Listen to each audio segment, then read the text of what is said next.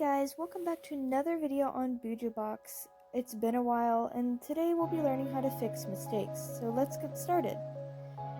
Mistake number 1 is using the wrong color. I'm sure this happens to literally everybody, but one of my favorite ways to make up for it is to blend colors. Here I've made a yellow box, and maybe I want a different color. All you have to do is take a different color that blends with that color, such as blue in this case, put the blue over the yellow, and the yellow will become green.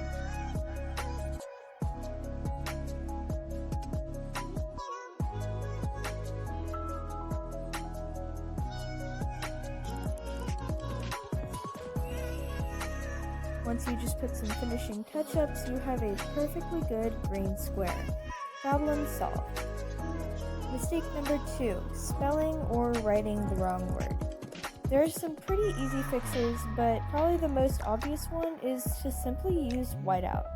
I have a favorite kind of whiteout that came from Stationery Pal, so definitely check out that video.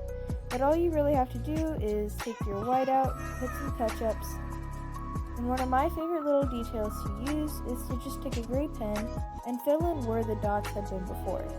This way your whiteout really fits into the place where there had been a word before. A different, more unique way to make up for mistakes is to use blackout. I usually like to do this with an Expo marker just because they have a lot of ink, and I've actually used this method for entire pages in my bullet journal that I didn't like.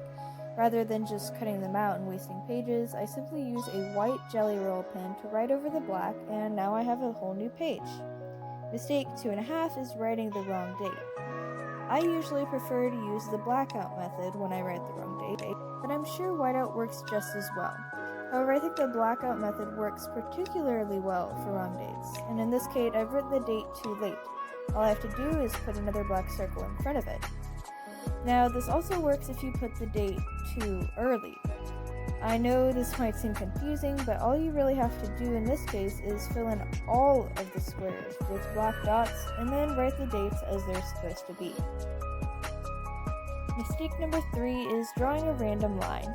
This happens to me all the time. I'll accidentally leave my pen open or something and just draw something I didn't really mean to draw. In this case, I'm actually going to be using this random line to make up for something. Keep in mind, I'm not much of an artist. That's why I don't doodle a whole lot in my bullet journal. However, here I have just drawn a doll because that seemed to fit in really well with the line. Of course, you want to make sure that your doodles do fit in with your bullet journal theme so that they still don't seem out of place, because that would make the line just as bad as it was originally. Mistake number 4 is smudges and slips of your pen. I know I have a lot of smudges in my bullet journal, so I really have to come up with different ways to make up for it. In this case, I'm just going to be using a sticky note. Now, if you want it to fit in better, then you can always just cut out a page from your bullet journal. Usually I like to utilize the spaces that I've used for cutouts and paste it over, lining up the dots as they originally were. That way it fits in and looks natural. 5. I can't erase my pencil marks. I know this is very common because sometimes when drawing or sketching, you come to erase it and find that you've actually written too hard with your pencil. No matter how hard you try to erase it, that mark will never go away. However, there is one way that I've discovered to erase those marks. All you have to do is simply flip over the paper and erase on the back where the pencil mark had been drawn. Once you flip it over to the front, you can proceed with your erasing and the line will come right off. This is a much more efficient way of getting off all those pencil marks that you accidentally made just too deep to erase. Mistake number 5, accidentally folding a page. This also happens to me a lot when I accidentally leave my bullet journal lying around and it falls.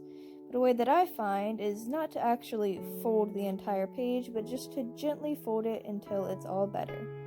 The even worse mistake number 6 is tears. This one doesn't happen to me quite as often as folds do, but they do happen occasionally, and when they do, I've actually discovered a way to make them nearly invisible. All you have to do is take a piece of tape, and on the back side of the tear, put it over exactly where the tear is. This will make sure that you can still write over the tear, and the paper won't move at all. Or when you flip the paper over, the tear is still very visible. So I like to take a glue stick and just go over the tear once. Make sure you're using invisible glue, that way when the glue dries it will look perfectly fine and you can even write on it. This way, the paper will actually stick together, and not only will it not move, but it'll also look really nice. Once it dries, it's like new. Mistake number 7, highlighters. I highlight the wrong things all the time, not just in my bullet journal, but there's a quick and easy fix to highlighting the wrong thing, and that is taking a Q-tip and putting some lemon juice on it.